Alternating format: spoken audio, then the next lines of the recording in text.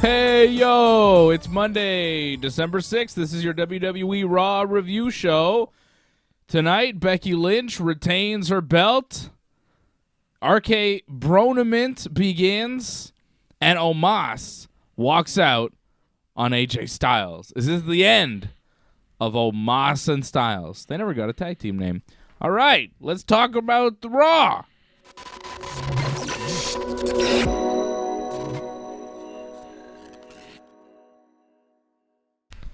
All right. I was like, is this the end of... I was trying to think of their tag what would team be name. a good name for these guys? Phenomenal Giants? Or Colossus, right? They call him a Colossus. AJ and Friends. Colossally phenomenal? No. I think they couldn't come up with a cool name, so they just gave up on it. Colossally? You're a little lower here. Oh, There you go. that's There you good. go. All right. I think we're good. Hit my news there. I wanted to hit you in the face with it. That's really what I was trying to do there. Because I wanted to see some action because I saw such little action tonight on Raw. It was really not good.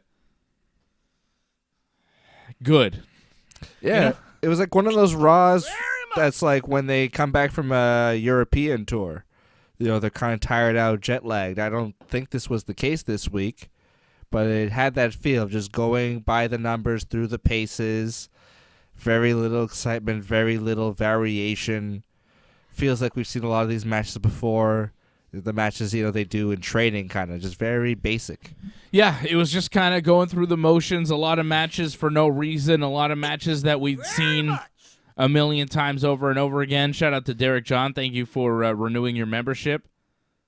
I saw my buddy Anderson Joseph as well becoming a subscriber. Thank you, Anderson. Anderson's one of my action figure collecting buddies, so shout out to you. I picked up all sorts of cool things today. Look at this. Big Terry and The Undertaker. Don't forget Bret Hart. Never forget about Bret. I got the Ultimate Warrior. I got Sheiky. I got Bret. I got Charlotte Taker. Flair. Charlotte. We got them all, baby. We got them all. And we're having a good time. It's a Christmas season, brother. Let me tell you something, dude. If I was on the show tonight, it'd be a lot more fun to watch, brother. Oh, Terry. Vince was on the show. That was fun. Vince is my favorite part of Raw. I think he was the highlight of the show. I want to talk about the positives before we get to the negatives because there were a lot of negatives. Not really. I mean, I can't even say it was negative. It was just not positive. You know what I mean? Like, It wasn't a bad show. It wasn't an offensive show. There was an absence boring. of good. Yeah. Serious absence of good. It was just boring. And that's the worst part. If it's bad, we have something to talk about. If it's bad, at least it's like kind of fun and it's weird and, there's mumbling Vince or whatever. If it's what we had tonight, it's just like, okay, well, we had some matches. They weren't particularly good and they happened and we had some non-finishes and that's pretty much it.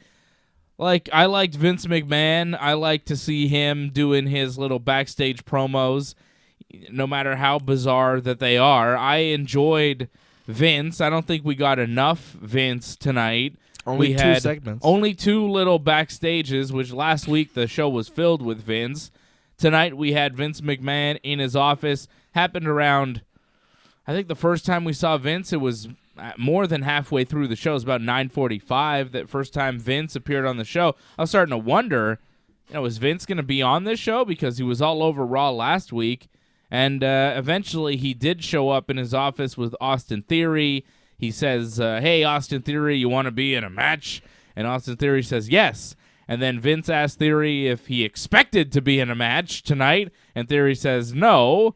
And Vince asks, well, were you surprised? And Theory says, yes, because Vince's whole thing in his current gimmick, the current Vince, is he wants you to expect the unexpected and always be surprised. And he was mumbling about surprises last week, and it was strange. And this was strange, too, because after Theory said that, yes, indeed, he was surprised to get a match from Vince, Vince just says, oh, man. And he just kind of looked off and closed his eyes, and that's how the segment ended. It was very strange the way it ended with Vince kind of just saying, oh, man, and trailing off. It seemed like he maybe lost his train of thought maybe he forgot what his line was at that point, but Vince looked lost at that point in the promo, and they just kind of ended it. Are these pre-tapes? That's the best take. They should be pre-tapes. I don't think they're doing these live. But I could see Vince just being like, yeah, that's it. I'm happy with it. And he leaves. And people are like, that was weird, and no one's going to say anything because it's Vince, and if Vince likes it, then it goes on the show. That's how WWE works. If Vince says it's good, then it must be good. Even if you don't think it's good, it's his company, it's his show. If he likes it, it's going to be on. And I think he liked that promo. I don't know. But just at the end, oh, man. What the hell? And then looking off into space. It was weird. Yeah, I thought someone was going to come on screen or something, like someone's entering the room or something. I thought there'd be a follow-up line from Vince, like, oh, man, you're really not a surprise or something. But instead, it's just kind of, that was it. Oh, man. It's weird. I guess it was supposed to be like oh, brother. I don't know. Can you believe this guy? Like, maybe that's what Vince was trying to convey, but like he speaks so softly nowadays. He's a low talker. He's mumbly. And then we had another promo with Vince and Austin Theory, and this was also bizarre. Vince is in his office. Austin Theory is in his ring gear, I guess warming up for his match. I don't know why he's warming up in Vince's office doing jumping jacks in front of Vince. Vince is just at a desk. Theory's wearing his little vest and his little short shorts that he wears to the ring. And then Vince says, you actually don't have a match tonight, so you're going to have to find another way to impress me. And Theory's like, okay. And then he unzips his vest and continues to do jumping jacks like, hey, don't you think I'm sexy, Vince? I don't understand. Look at my abs. He was like trying to seduce Vince at that moment. It was also a strange choice. Like, you're going to have another way you're going to have to impress me another way. Okay, Vince, how do you like this? Yeah, it sounds like the start of a porno scene. Like, is there some other way I could make it up to you? And then, like, the music starts. And then they do sex on each other. I thought Vince was going to have sex with Austin Theory at that point. I was like, I mean, I didn't think that. Although, I mean, Vince having, making out with his employees on the air, he does do that. I mean, usually it was the ladies. But it would be funny if he just started, like, making out with Austin Theory. Yeah, I mean... that would be expecting the unexpected. That would be a surprise. It'd be interesting television. I mean, I didn't understand why Austin Theory unzipped his vest, and then when Vince is like, impress me, Austin Theory's like, okay, I know what to do. Let's show him my abs and do jumping jacks in front of this man. Oh. Yeah, like... And just, like, even if he thought, like, Vince will be impressed by my physique... I mean, they're all wrestlers. They all have, abs. Yeah, it was very weird. It was a really weird thing to do. And then Vince told him to stop. And then he said, impress me by using your brains. How about that, pal? And then Austin Theory walks away. And Vince kind of looked at Austin Theory walking away like he was checking out his ass. It was weird. Maybe it's planting seeds. Maybe there's something going on, some sort of homoerotic fantasy thing going on with Vince and Austin Theory. I don't know, but it was very bizarre tonight. But it was my favorite part of Raw because the rest of the show was just boring. Like, at least the Vince segments were, like, head-scratchingly strange and, like, what the hell was that? But the rest of the show was so boring. It's like, yeah, all right. Vince and Austin Theory, like, in the first scene of a porno. All right, that's interesting. Little will they, won't they, sexual tension. That's what it felt like. It felt like the opening scene. It's like, hey, you got to have to my boss. Impress me another way, pal. And then they cut, and they're having sex in the next scene. But at this point, instead... they cut, and the next scene was Finn Balor wrestling T-Bar for no reason whatsoever. Just a match that happened on Raw. Finn hits the coup de grace and then pins T-Bar. Very short match. Two talented wrestlers they could have given more time to, but the match wasn't the point. The point was for Austin Theory to show up, attack Finn Balor after the match, and take selfies with the beaten Finn Balor because that's still his gimmick too. So that was the point, and that's how Austin Theory, I guess, impresses Vince by attacking Finn Balor after he just wrestled a match. Yeah, and the Finn T-Bar match was kind of excited for it because I like them both, but there was no reason for it.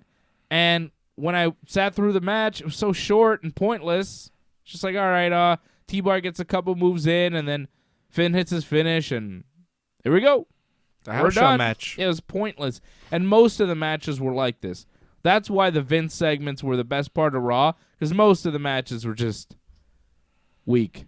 Weak sauce. Yeah. Shout out to Doug Hepburn, member of the team. Shout out to Ryan Katz, watching us live, Silent by Deadly.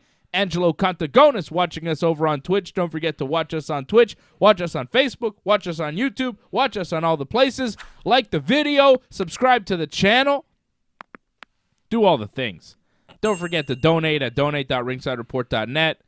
Become a member of the YouTube channel. Hit us up on Super Chat. Many ways to support the Ringside Report Network and keep us going. Keep us going. We got costs. We got things to pay for. We got a pay-per-view to pay for on Saturday night, UFC 269. Dustin Poirier versus Charles do Bronx Oliveira for the UFC Lightweight Championship. Juliana Pena challenging Amanda Nunes for the UFC Women's Bantamweight title. And we're going to be watching it live with you here on the Ringside Report Network Saturday night, 10 p.m. Eastern for all my UFC fans. Shout out to Lauren. Shout out to Angelo. Shout out to Ryan. Silent by Deadly. Strange moments tonight on Raw between Vince and Austin Theory. But I'll take strange over boring.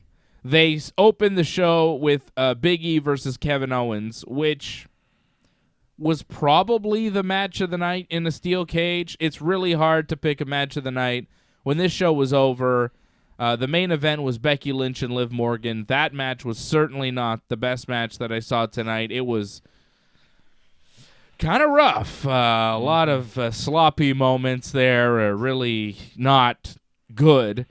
But, you know, the rest of the night, it's hard to choose the best match. I thought Bianca Belair and Doudrop had a good match, but the count-out finish, not great. I think the best match that we saw was really the steel cage match that opened the show.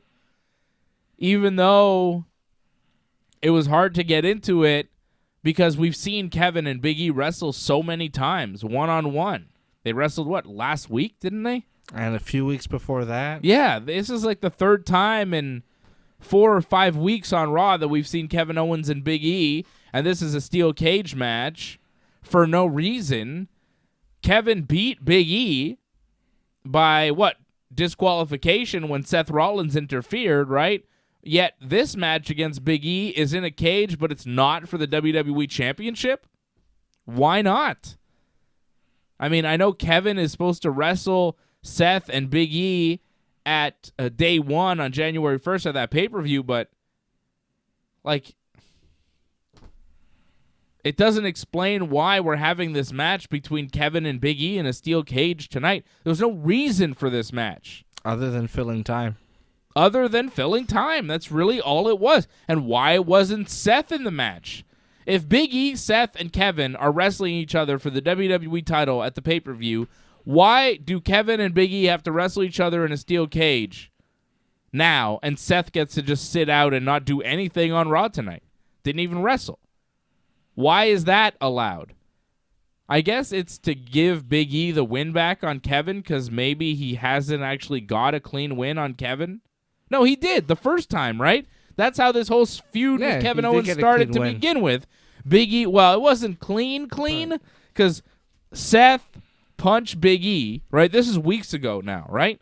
Seth punched Big E. Owens tried to take advantage and pin Big E, but it backfired, and Big E rolled him up instead and pinned him. So Big E did beat Kevin. It was kind of a wonky finish. Kevin should have won that match. That's the match Kevin should have won more than any other. Yeah. And last week or 2 weeks ago, whenever I've lost track, the last match between Big E and Kevin, I think it was last week, right? To make it a triple threat. Yeah, it sounds. Remember, Seth was really dumb because he was angry about Kevin it. attacked him the first time, and Seth's like, "I'm not going to attack you back because I know if I do that, that's right, you'll win by disqualification, and I don't want you in my match." And then he got attacked the second time, and he's like, well, you're in my match. And then when the announcer was like, hey, you're in the match, Seth was like, what? What do you mean? It's like, what? Yeah, fantastic writing. Yeah. So it doesn't really make sense that Seth and Big E, or Seth didn't have to wrestle, and Big E and Kevin wrestled again tonight, but whatever. It was a steel cage match. Big E hit Kevin with a top rope big ending, and then just walked out the cage door to win. Not a great finish. Like, really not a great finish to a cage match. The match was, okay. Not the greatest cage match you'll ever see. Kevin did a really nice moonsault off the top rope, but not the top turnbuckle, like the top rope. Kind of used the cage fence to balance and then did a nice moonsault on Big E. Seth was ringside and closed the door on Big E and Kevin at one point to stop them from exiting the ring. But at the finish, he didn't do that at all. Like, for some reason, after Big E hit his finisher on Kevin, Seth was like, yeah, fair enough. You get to win now. Mm-hmm. Why was he interfering earlier in the match and then by the end just gave up? I'm not really sure. But it was really after the match where things happen, right? Big E beats Kevin, walks out the door. Seth Rollins attacks Kevin after the match. Big E stops Seth, suplexes Seth. Then he attacks Kevin, hits him with another big ending. It seemed like everybody was just beating up on Kevin Owens. Bobby Lashley hit the ring during the commercial break. So we go to commercial, and then we come back, and they show you what happened during the commercial break, which was Lashley coming in, attacking Big E, hitting him with a spear, and then hitting his move on Kevin Owens, and then attacking Seth. And then Lashley stood tall at the end of this segment. So I guess it may be a fatal four-way. I imagine that's what they'll be building up to. I mean, it was very strange that Bobby all of a sudden is in this feud. It felt like Big E kind of dealt with Bobby, but I guess Bobby had nothing to do. So they're like, yeah, screw it, fatal four-way. Yeah, but Bobby lost the title to Big E when Big E cashed in, and then they had another match, and Big E beat him. So why? He should be in the rear view. It should. Not Naomi's finisher, just the rearview mirror for Big E. Yeah, but it doesn't make a lot of sense that Bobby is back in the mix. MVP and Bobby were interviewed backstage, and they asked why Bobby attacked those three guys, Seth and Kevin and Big E. And MVP said, well, it was disrespectful of them to even have a WWE title match without mentioning Bobby Lashley. And it's like, all right, I guess he wants in the WWE title match, and he probably will get in. And it's just, why not? Triple threat. Why not a fatal four-way? I mean, throw Bobby in there. I don't mind. I really don't care. It's fine, I guess. I don't care. It just feels thrown in. Feels like Big E has to go up against three heels, though. Seems like a lot to go up against. Seth, Kevin, Bobby. I mean, none of the heels actually like each other, right? Bobby attacked everybody tonight, so that's established. Kevin and Seth can't get along. It feels like Seth attacked Kevin before he attacked Big E tonight. Yeah, he seems to have more of a problem with Kevin Owens for some reason. It's really strange, that dynamic in this feud. Yeah. That Kevin and Seth just really getting, or Seth really hating Kevin, but Kevin is also being that cowardly heel too, and it's a really weird feud, this feud. It doesn't make any sense. It's a really weird storyline. It doesn't make any kind of sense. For anybody. Why are Seth and Kevin still feuding? Kevin turned heel. I mean, I guess they're into the WWE title match, but god damn. And then Bobby Lashley's thrown into this now, another heel. Not a lot of strong baby faces on Raw, I guess, right? Who else is there? They're not doing Finn? Yeah. They're not doing Big E any favors, though, with this feud. He hasn't looked great. No. After losing to Roman at Survivor Series and now this, it's been a rough start for the Big E championship run. I mean, he did get the win tonight. He looks dominant. If he wins the match at day one, that's a win over three of the top guys on Raw. He's likely winning. And then I think the more guys you throw in there, the easier it is to do a Big E Seth one-on-one program after day one. Because I think that's where they're headed. I don't think we're going to do Big E versus Kevin anymore because we've kind of done that to death on Raw. We've been through the Bobby Lashley thing. I think Seth and Big E is the feud that's going to go forward. I really doubt Seth gets pinned at day one. I think probably Kevin takes the fall at day one, and maybe Lashley is involved. And, Seth, I think, and Big E down the road, probably Royal Rumble, it'll be Seth, Big E one-on-one for the WWE title. Do you think Seth, Big E is just match one and it goes to Mania? Big E, Seth feuding till Mania? And they have their big blow-off at Mania? Seems like a long time. They've done that sometimes. Like start a feud at Rumble. It's possible, take it to but Mania. If I had to bet, I would say no. I would say probably not to Mania. And I could see Seth taking the title off Big E at the Rumble and going into Mania as WWE Champion. Honestly, the biggest match they could possibly do, and a match that they should probably just do and just say, screw it, let's do it, get it over with, is Seth as WWE Champion versus Roman as Universal Champion, unification match at WrestleMania. Why not? That's the biggest match. Having two world champions dilutes the world champion. And if you had one world champion on both shows, you could easily have Roman or Seth as the world champion on both shows. That's a weird storyline. You got head of the table Roman and laughing fancy jacket Seth. Yeah, the heels, both of them heels don't really make sense. Their style. But as far as the two kind of icons of the WWE, the two top guys, they are the two top guys. Them wrestling for an undisputed championship in WrestleMania would make a lot of sense. It would make a lot of sense. If you wanted to book a really big match, I think the biggest match you could possibly book at WrestleMania would be Roman versus Seth for the undisputed championship to unify the belt. I don't know if you can do anything bigger. I know they had plans for Roman versus Brock versus Drew or something at WrestleMania.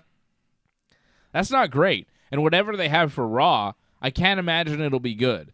The best match you could possibly offer me for Raw would be Big E defending the WWE title against Goldberg at WrestleMania, just to see Big E get a win over Goldberg. It's a match that Big E wants, the big meaty men slapping meat match. That's the match that he wants. He's been talking about it for a while. So you want to give that to Big E, have a crowning moment for him, beat Goldberg at WrestleMania? Fine. But I think Seth versus Roman for the undisputed championship of the WWE would be a pretty big deal. It would be a big deal. It has a few complications going forward, just going forward for booking, when they go on tour, which show does the champion go on? Yes, and their confidence in selling cards, well, if we don't have a champion on the Raw show, no one's gonna show up to the house shows, pal. Right. There's that, but as business mostly from a creative standpoint, it works. I mean, Big E's the Intercontinental Champion of the WWE. Yeah. He's not the top champion. He's the World Heavyweight Champion. They run tours with, the Raw brand without Roman. We bought tickets. We're going in the end of this month. I don't care. I don't care that I'm not seeing Roman. I know what you're saying, the World Championship kind of sells tickets, but I don't even know if that's true anymore. I think that might be an idea of the past. I'm inclined to agree with that. I don't know. I don't think you need the world champion. I think you can have one undisputed world champion. It could be Roman Reigns, and he could go in the SmackDown house shows, and they Becky could sell the Raw. Yeah, because Big E, you can say, oh, he's a world champion, but he's not. He's not. He's the number 2 champion. Really, he's the Intercontinental Champion of the WWE, because the actual Intercontinental Champion is Shinsuke. I was quizzing you there because I wanted to know if you remembered, because he never defends the belt. He doesn't even walk out with the belt half the time. He's basically third in line in the Rick Boogs guitar group. It goes Rick Boogs' guitar. He's probably fourth because it's Rick Boogs' guitar, Pat McAfee, and then Shinsuke. Forget about the Intercontinental title. No one cares about that. Pat McAfee. Fuck out of here. All right. Fucking Raw was bad tonight. It was weak. Really bad. AJ like Damian Priest. AJ's on the chat. Shout out to AJ. AJ's going to be coming with me Friday night to that MEW show. You can go to that, buying tickets over at mewwrestling.com. I'll be going with AJ on Friday night to some wrestling. Ooh, interesting. All right. I think my favorite match, I think even though the count-out finish was bad, I liked Doudrop versus Bianca because I think they both took advantage of their time. I think Bianca looked really good as a baby face. Yeah. Doudrop was a good challenge for her. She looked like when she was like struggling to pick her up, she sold it with her face. And Doudrop, I think, did a really good job as a heel tonight. Like she had a real like nasty streak. She was delivering some hard hits like one after the other. She had a good flow to her moves. She had the good facial expressions to sell it too. And I mean, they're gonna wrestle again down the line, and I'm hoping that'll be a good match as well, and they'll have a more definitive finish. But I think both Bianca, but especially Doudrop, they really took advantage of their time tonight and maximized their minutes. And that's my pick. That's your match of the night? Despite the finish. It was pretty good. I liked it, but the count-out finish just kind of pissed me off because they wrestled for so long. There was multiple commercial breaks. I think there was 2 commercial breaks during the match. It was a nice, good, long match, maybe the longest match of the show, and it was good. Bianca and Doudrop have good chemistry together. I'm really impressed with Doudrop. I think she's a hell of a wrestler. I think Bianca's a great talent. I thought their match tonight was very good. But, Bianca going for the KOD, Doudrop slipping away and then rolling out of the ring and then walking away and gets counted out. And it wasn't the first count out of the night. We just had a count out finish earlier in the night with Street Profits and AJ and Omos.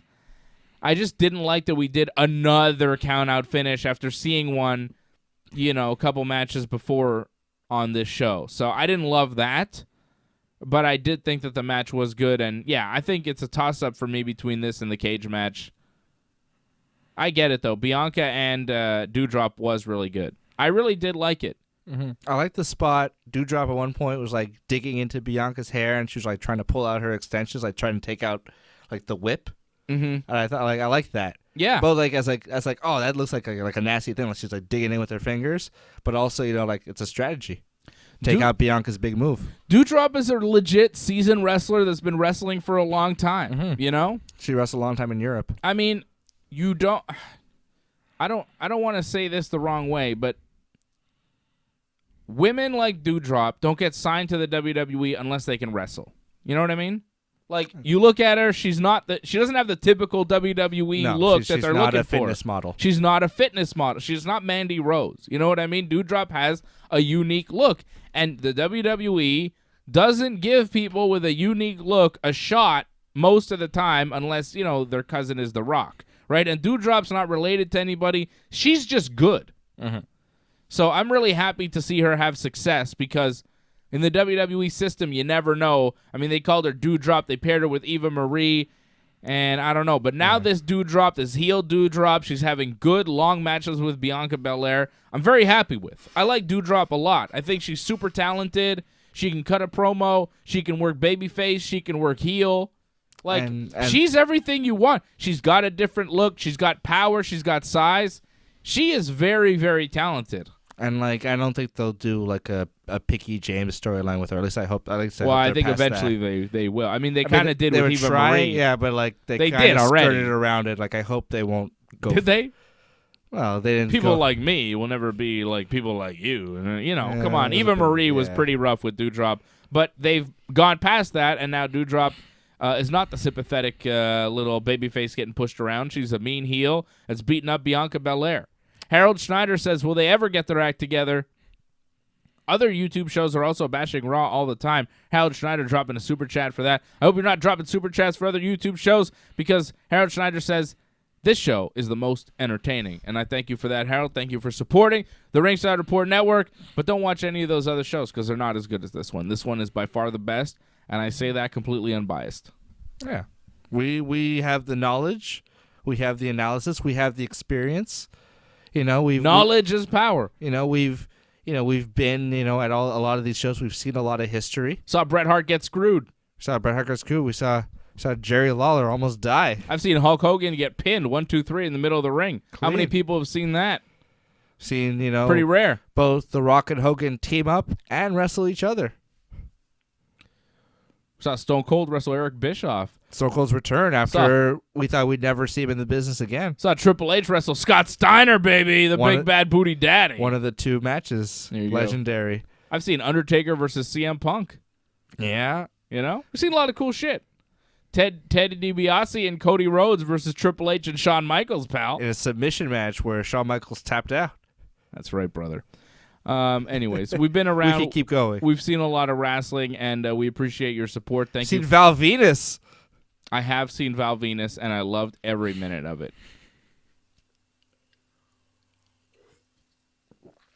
All right. I don't know what Angelo's saying. It's better than the show that replaced this. This show? What's better than the show that replaced the what? I don't understand. It was a different show. I don't know what Angelo's comment is, but shout out to Angelo.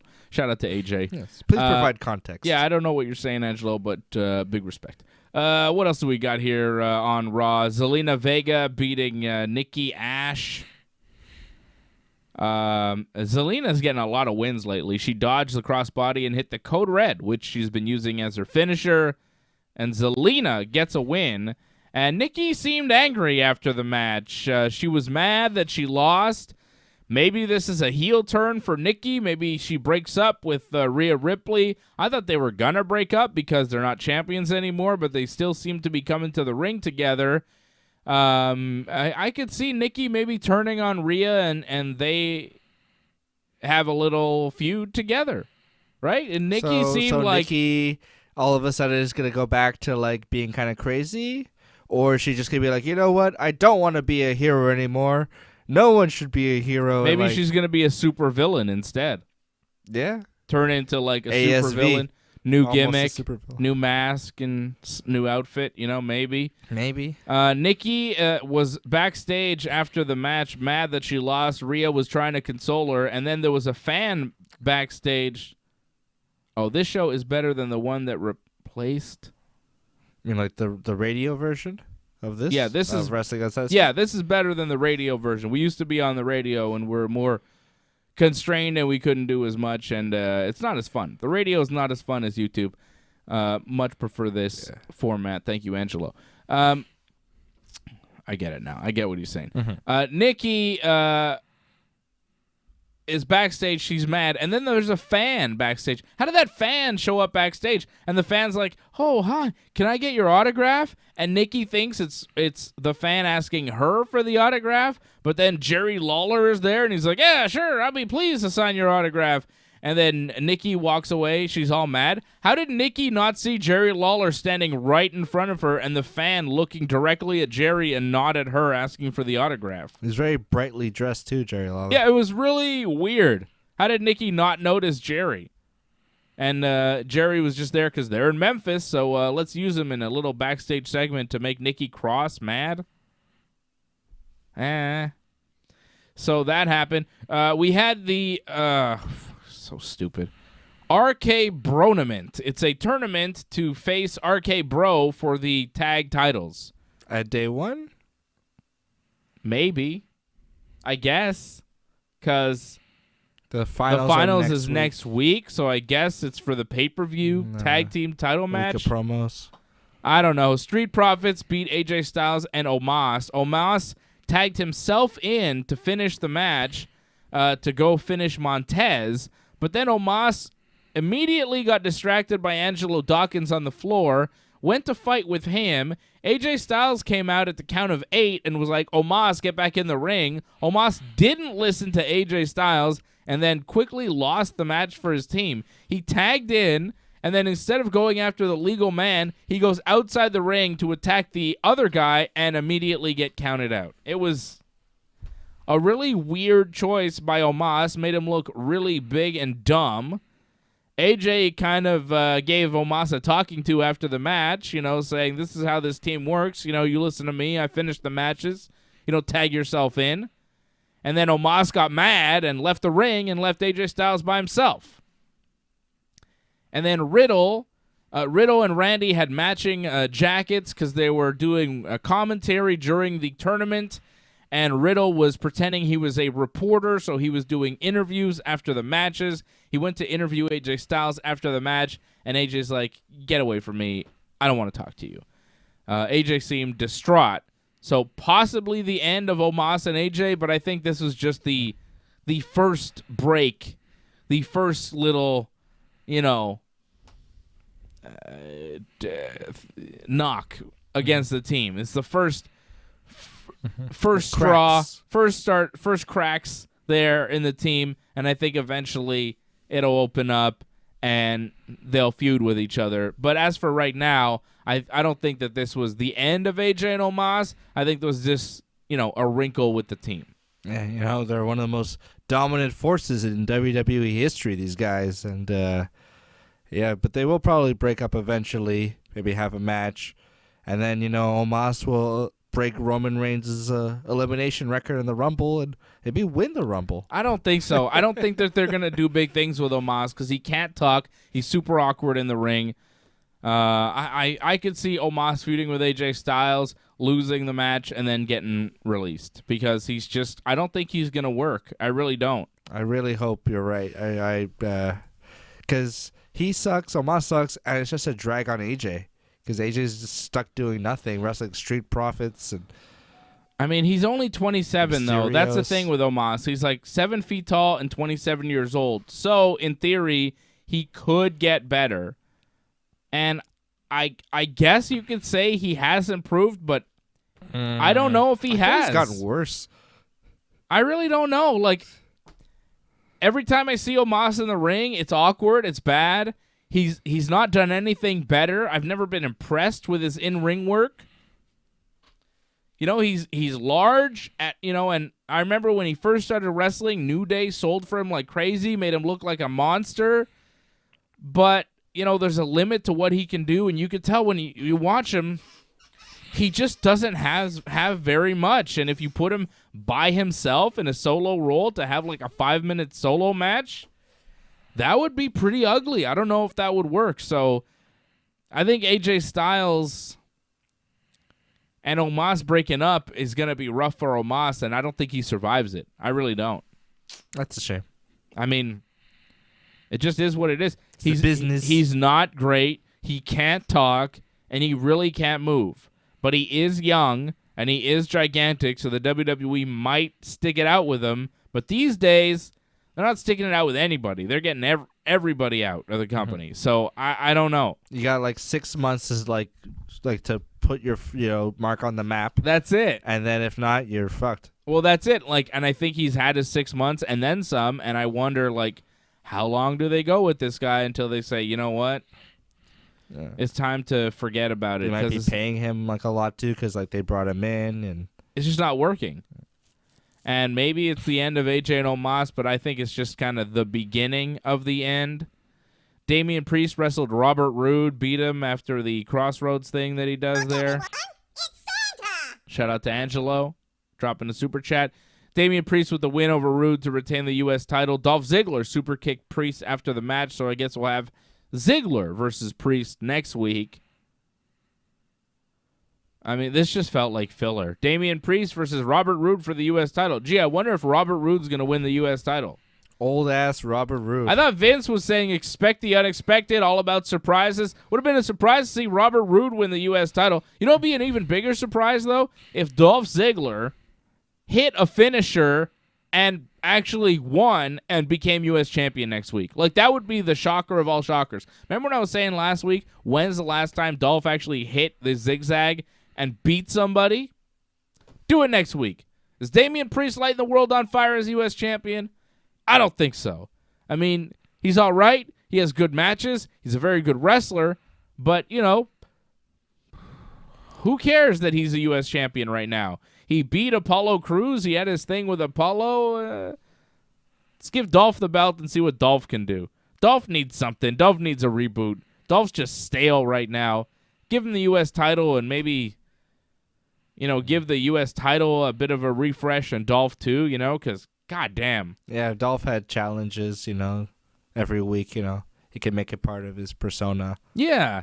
But I mean, Dolph's got personality. Damian Priest's promos are not working. They're not. When he does them, they're weak. It's awkward. He's a hell of a wrestler, but the character is just not there. His rage face is pretty cringy. Ugh. Yeah, He's like, yeah, the facials, the like a promos, bad Frankenstein. the acting part is just not there with Damian Priest. The athletic in-ring stuff is there, but everything else is just kind of, what is the gimmick? You know, he comes out, it's like half Damian, half Priest. He's like a devil priest.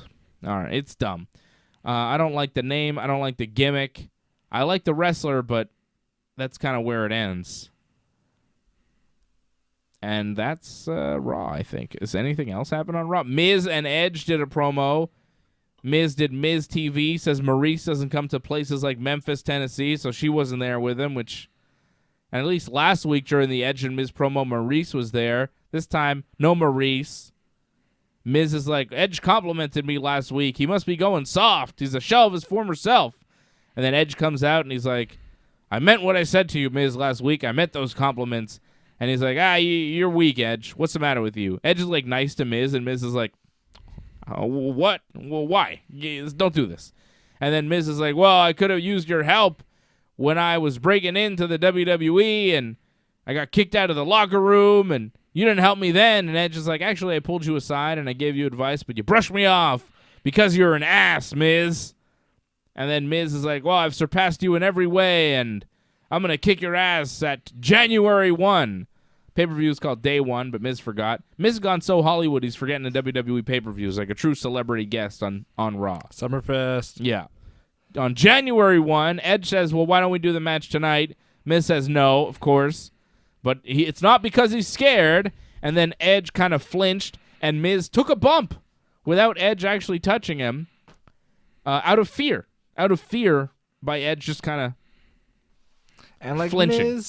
Miz was trying to do that thing he does where he acts like he's doing a big shoot promo, but the information he lets out is stuff we already know. Like, he was talking about how Edge wasn't supporting him in, like, 2006 in locker room. Like, all the details Miz said, I already knew about how he was eating chicken and it got messy and he had to go change outside. Like, well, he was acting like we documented. didn't know that. It's been said so many times and so many Which makes different you promos. think if it's not real, but, like, you know, is it, like, misremembered or is it, like, a legend at this point? Or It's just like it's just something they use as ammo because it's like, oh, use this, it'll sound shooty, you know? And it's that's like, just, oh, Triple H, you're married to Stephanie McMahon. You know, it's Yeah. like, we know.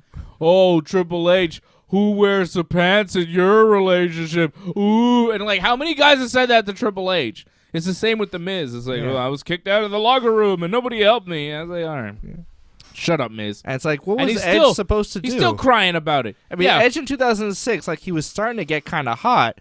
But if he went up to Undertaker Yeah. and said, hey, lay off the Miz, Undertaker would kick his ass. take him to wrestler's court. Yeah.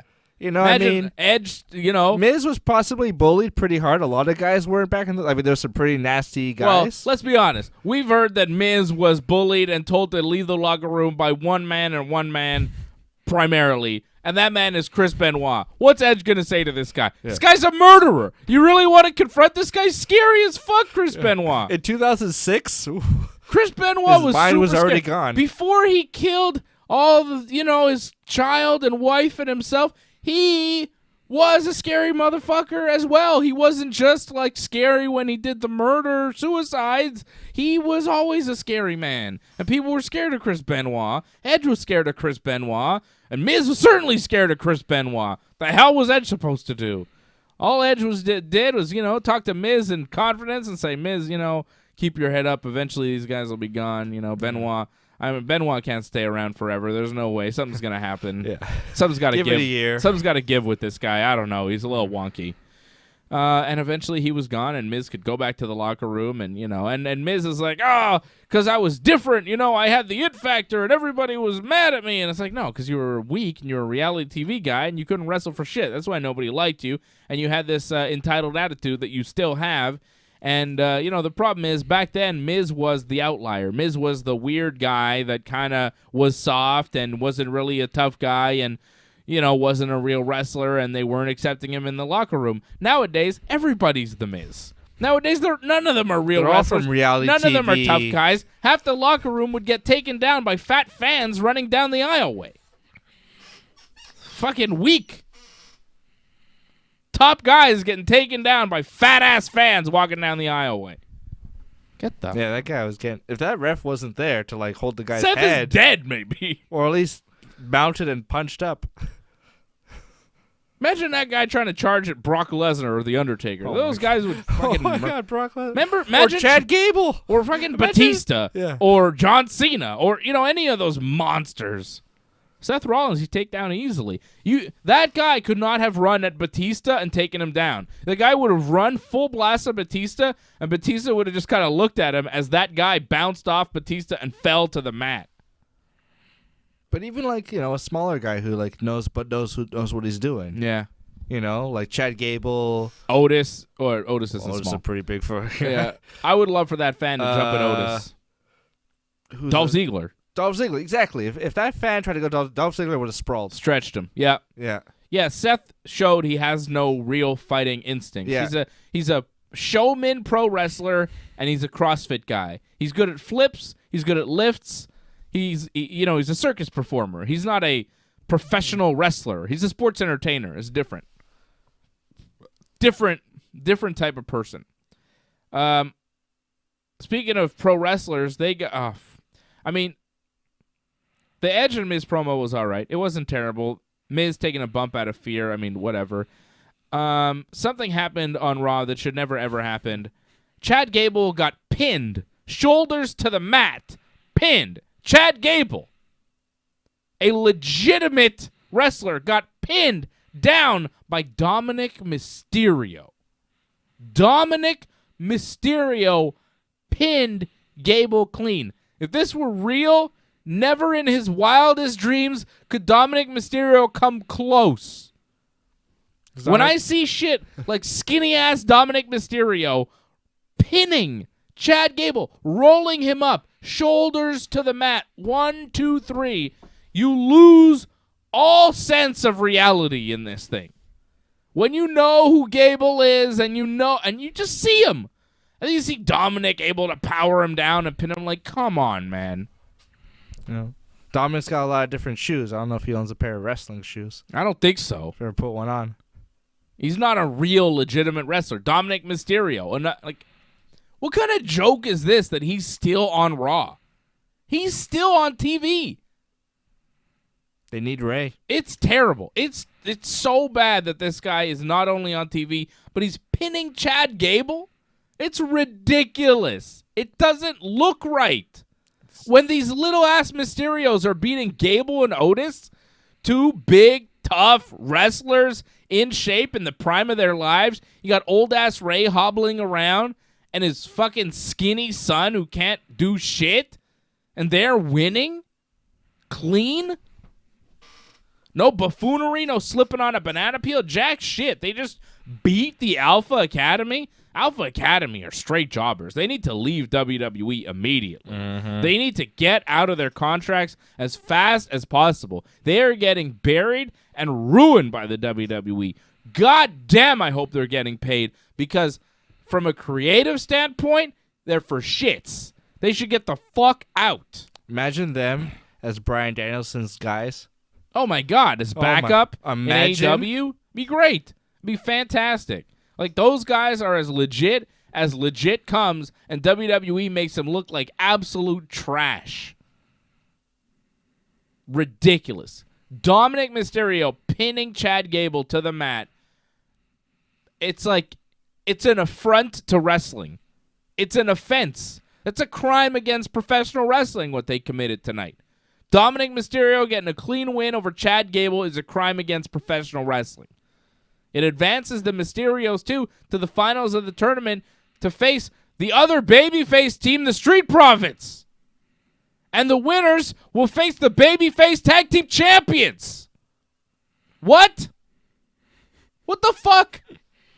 How about you put Alpha Academy up there so you could maybe push them a little bit, have them go up against Randy and Riddle and maybe win, you know? Have a good match. No, instead, you're going to have fucking Ray and Dominic wrestle the Street Profits next week in the finals of this Arcade Bro tournament fucking dumbass bullshit. It's going to be a stupid garbage match. Imagine how bad that's going to be. We're going to sit through Street Profits versus Mysterios. Count me out. 2 babyface tag teams doing a bunch of flippy shit that looks fake as fuck. Big Forget handshake about it. and hug at the end of the match, probably out of respect. Forget. Oh, hey, you want to watch Montez doing the Ford? Eddie Guerrero dance. Hey guys, Montez Hey, Ford Viva la versus Raza. Dominic Mysterio in the ring next week. Ooh, what the fuck? What are we watching here? What the fuck is this? So you have the Mysterios, babyface team. They win against Alpha Academy, who are the better team. And then you have the Street Profits, babyface team. They win against AJ and Omos, who are the better team, not because of Omos, but just on the strength of AJ Styles. And now you have 2 babyface teams in the finals of the tournament to face the babyface tag team champions. Explain that shit to me. Did you expect that, pal? Are No. you surprised? Yeah, I expected it. Dumb WWE shit. I expect WWE to do dumb shit every week. Oh, man. Oh, man. More dumb shit. Dana Brooke backstage. R-Truth and Tozawa pop out, and they're like, hey, we could have got you right there. You got to be careful. You got to learn how to be 24/7 champion. And then Reginald pops up, and he's like, hey, Dana Brooke, you actually look pretty nice with that 24/7 title. Hey. And then Tamina shows up, and Reginald's like, watch out, Dana Brooke, run away. And then Tamina's like, Reginald, get out of my way. And then he does, and Tamina runs off, and Dana runs off, and I guess Tamina never found Dana Brooke because that's all we saw of the new 24/7 champion, Dana Brooke, tonight. So that happened. I guess Reginald has a crush on Dana, it seemed like. I hope they don't continue that, although I don't know what else you do with Reginald at this point. He could be future endeavored with the quickness. I mean, come on. Becky Lynch beat Liv Morgan in the main event. It was not good. I know there's a lot of Liv Morgan fans out there. A lot of people like Liv Morgan. I'm not really sure why. This match did not deliver. Both of them seemed kind of blown up by the end of it. They both seemed tired. It was a long match. A lot of missed moves.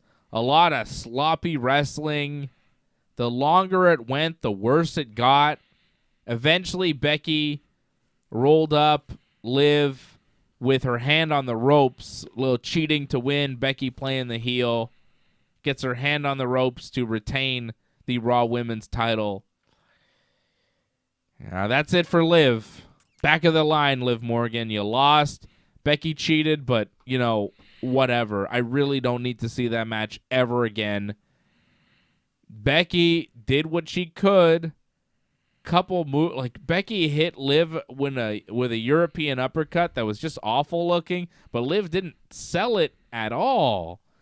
Just kind of acted like it didn't happen, but it did happen, you know? And when you don't sell it at all, it makes it look like it really didn't happen, you know? Like it wasn't a great shot, but Liv acted like it never even happened to her. There's a couple things that Liv did. I was just like, whoa.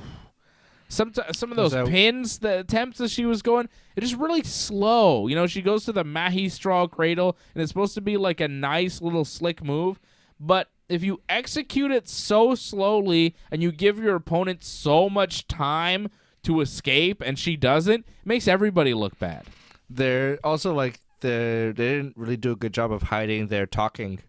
Oh yeah, Like at one point they were just lot. like lying on the ground and they just like had their heads placed like next to each other and you could just clearly tell they were like figuring something out. Yeah, they seemed like maybe they got a bit confused, maybe they were a little lost because there were many moments during that match where you could obviously tell they were talking to each other and planning out what to do next. It was weird. It was weird, you know, and it was not typical of a Becky Lynch performance. This was not the best Becky Lynch match. At one point, Becky had Liv in like a camel clutch, and you're like, why are you doing this right now? And then it was clearly just to call a spot. Like she got close to her hair and just started talking to her, and it was like, all right. You're just talking, and nobody. And the thing is, when Becky is applying the camel clutch, Liv is barely selling it. Mm-hmm. She's listening. She's focused more on listening. You could tell that Liv is just kind of like listening to Becky and trying to figure out what to do next, and not selling the submission hold that she's currently in. She just has her eyes closed. She's just like, and you can tell she's just kind of like listening to Becky, and she's even nodding her head a bit. And it's like, are you wrestling or are you just planning out your next shit? You know we could see you, right? You're on TV right now. It's not NXT. It's just amateur. It just looked really amateur. A lot of stopping and starting. You know, a lot of like, okay, let's do a couple of things, and let's stop. Let's kind of talk. Let's figure it out. Where the fuck are we? Relax. They seemed... There was like a dragon screw spot at one point that just looked very sloppy. Like Becky fell on the ground and like Liv was standing there, and there's like, you know, when there was the awkward pause, you know, just like there was like, you know, and like you could just feel the cringe. It seemed like Liv many times wasn't sure where to go and what to do next, and Becky was trying her best to lead her through it, and it didn't work. It was not a good main event. You know, all those matches, you know, Liv had with Natty, you know, just she needs some. Well, it never worked. I mean, even work. the matches with Natty never worked. Like, you see that they're trying to bring Liv along, and they like Liv for some reason. She's the only member of the Riot Squad that, you know, survived. They've given her different gimmick reboots. Remember when she was Lana's lesbian lover at one point?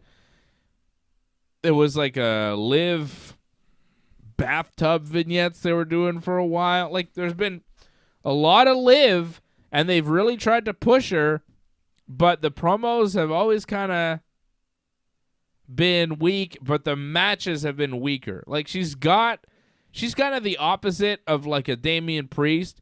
She's like not bad at promos. She's not great, but she's not terrible.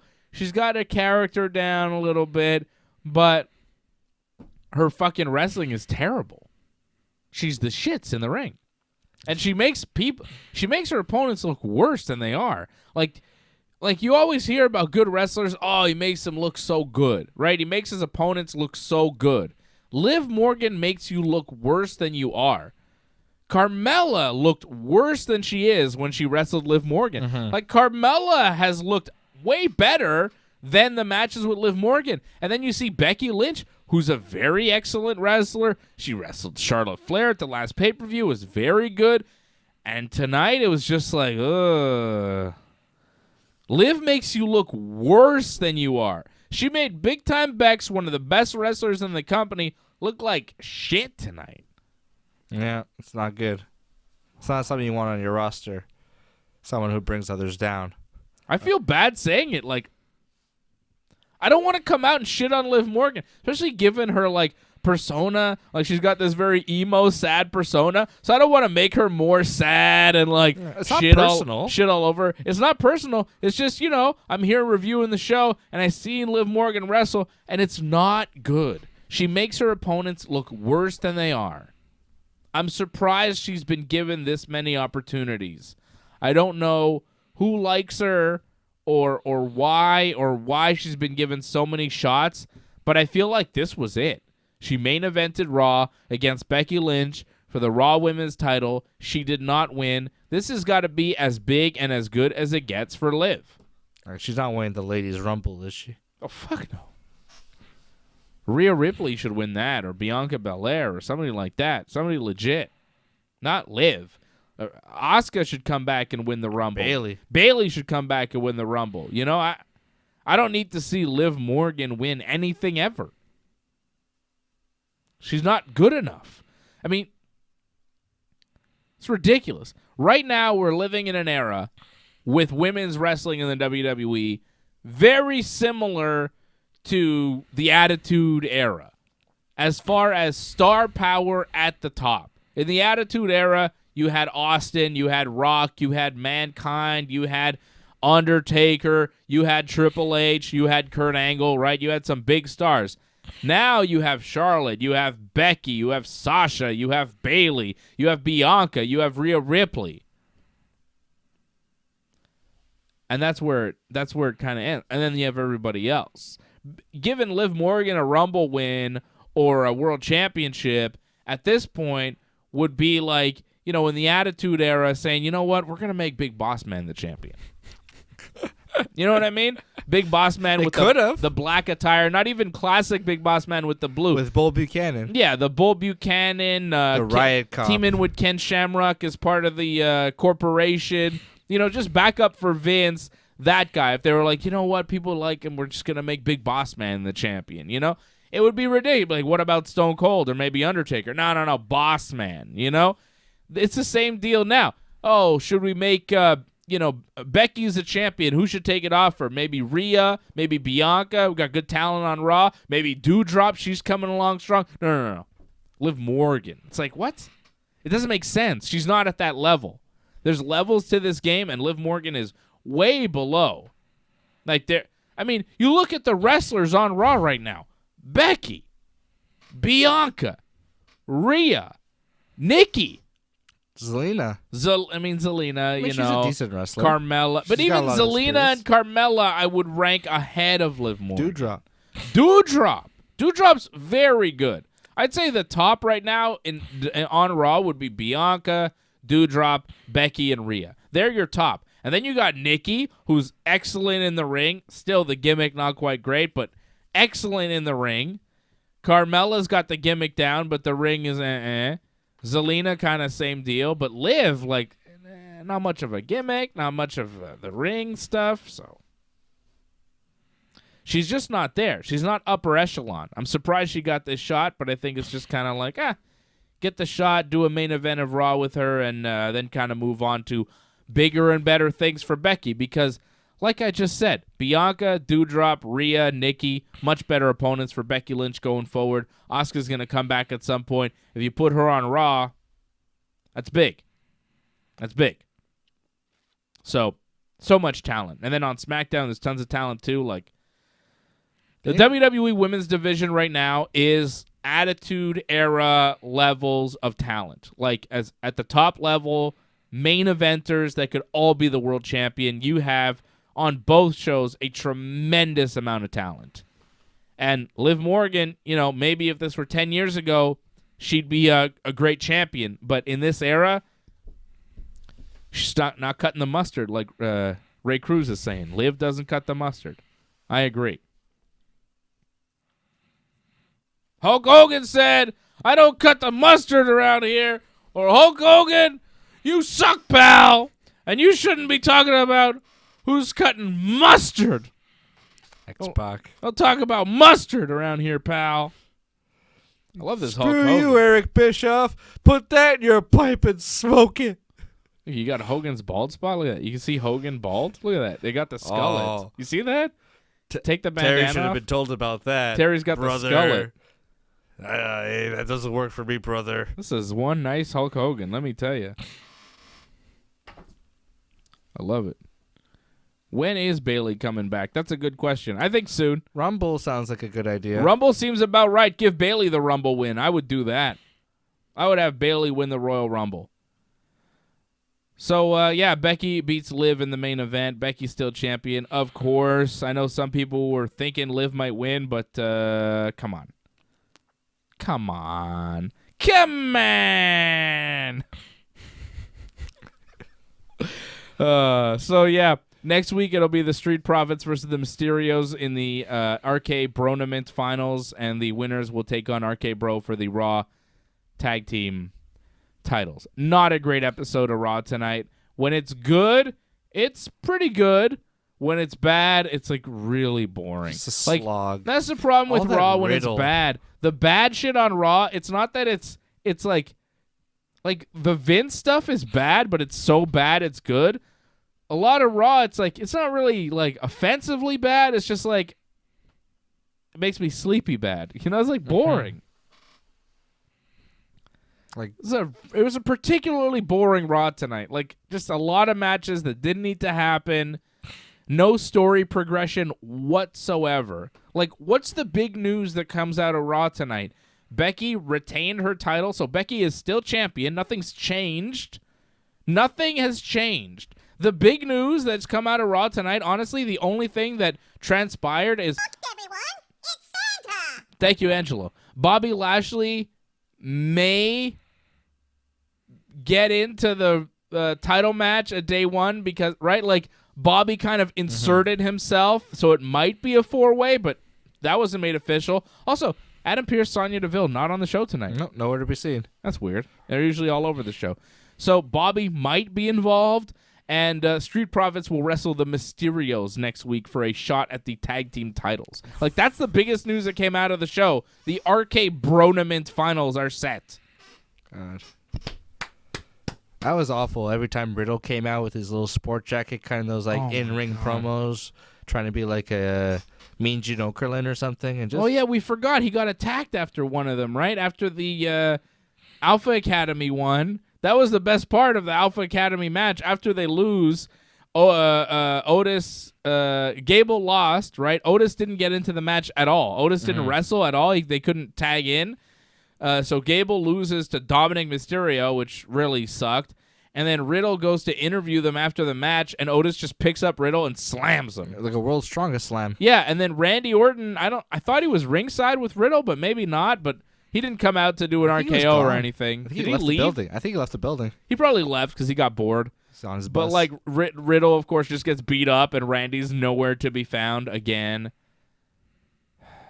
And you would think Otis attacking Riddle might be like, hey, let's get a tag team title match going, but they'll probably have a non-title match or Otis versus Riddle, and it'll end with Riddle winning, and then maybe after Randy hits an RKO. Maybe Randy will wrestle Gable too. Probably not, though. Randy will just be ringside for the match, and Gable will come in, try to attack Riddle afterwards, and Randy will hit an RKO and get all the glory. God awful Raw tonight.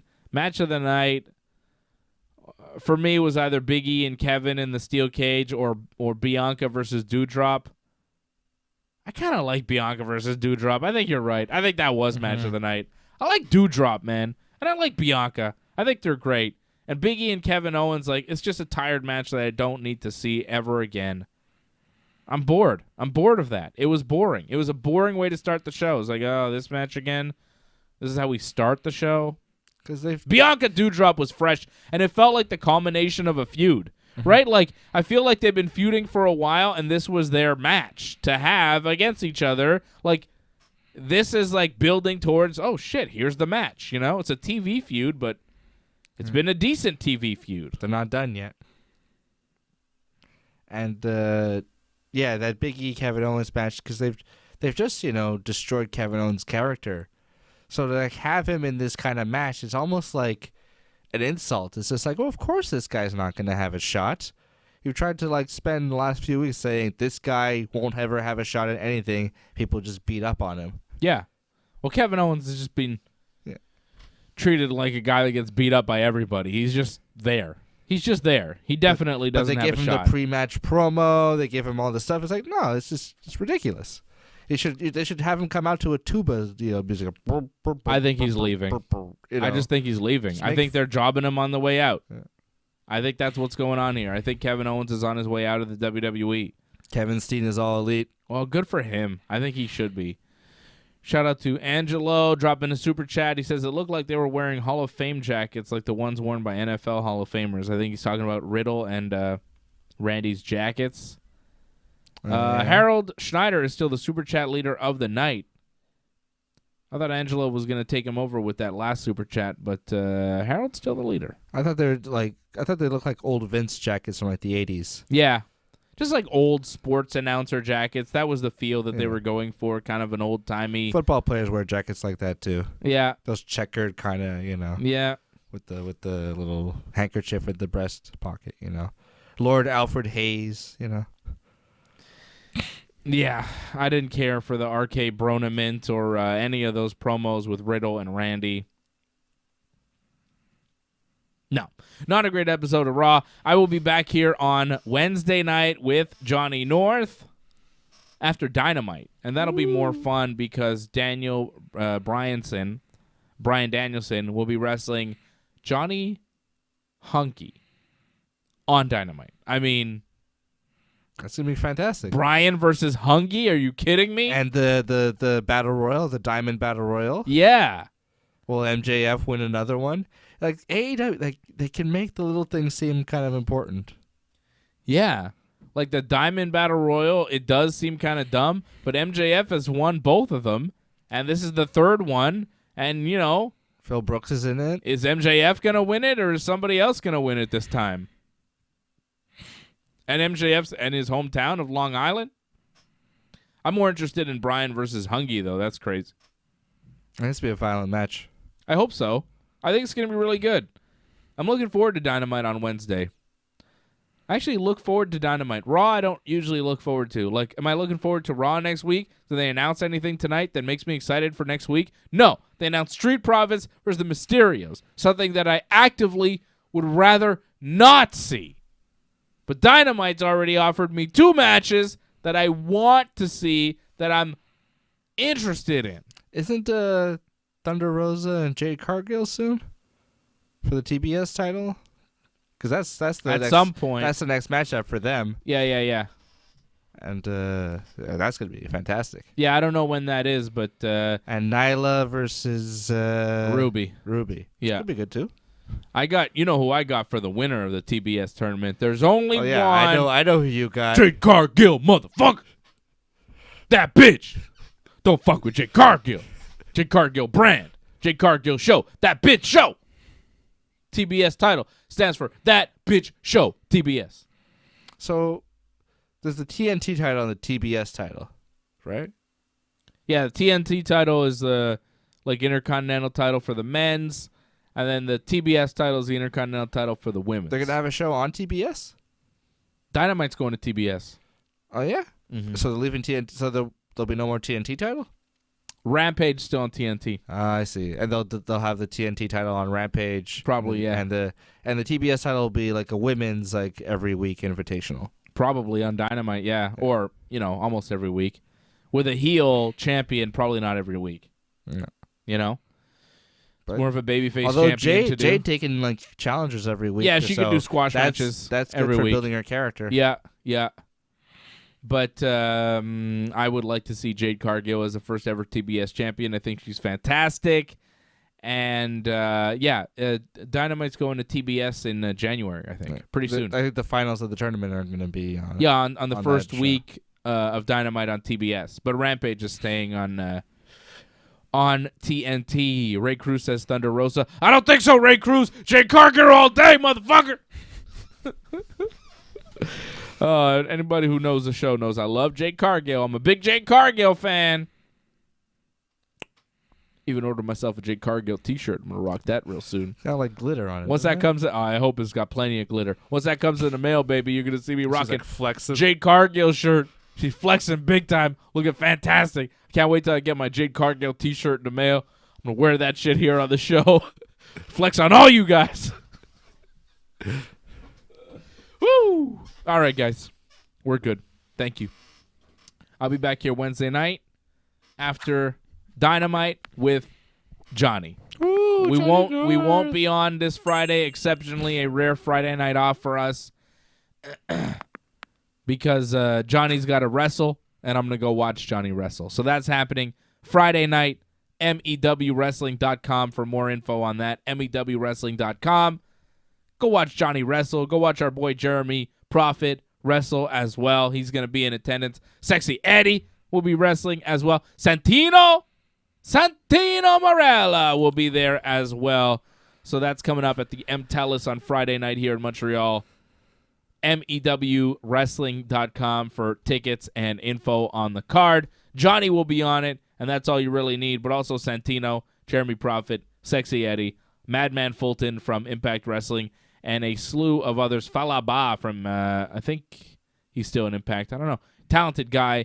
Looking forward to it. Looking forward to seeing that show on Friday night. I'll be in attendance, just in the crowd, hanging out with AJ. So you can come meet me. You can meet Johnny, possibly, and, have a good time watching some pro wrestling. So come check it out on Friday night. So we won't be on Friday night after SmackDown. We usually are after Raw, Dynamite, and SmackDown each and every week, Monday, Wednesday, and Friday here on the Ringside Report Network. And, of course, Thursday night we will be here Thursday night, 8 p.m. Eastern time to preview UFC 269, and then we'll be doing the watch-along of UFC 269 on Saturday night, 10 p.m. Eastern time, right here on the Ringside Report Network. So don't forget to like the video, subscribe to the channel if you haven't already, leave a comment, and do all the things. Donate.ringsidereport.net, hit us up on Super Chat, and so on. Thank you, everybody, for watching. Thank you to Angelo Contagonis dropping the Super Chats. Thank you to Harold Schneider. You are the Super Chat leader tonight. I think Angelo let you win. Angelo's being nice. Angelo doesn't have to be nice. I don't mind if Angelo wins. I don't mind if Harold and Angelo battle. You know, whatever. Angelo's like, oh, I let people win. You don't have to let people win, Angelo. You could win as well. I don't mind when you win. Take power. Yeah, take power, Angelo.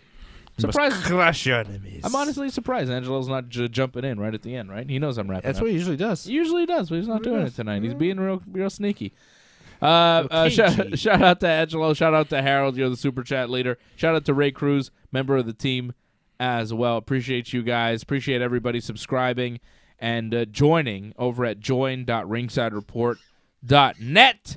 And you will see me again on Wednesday night at 10 p.m. Eastern, right after Dynamite.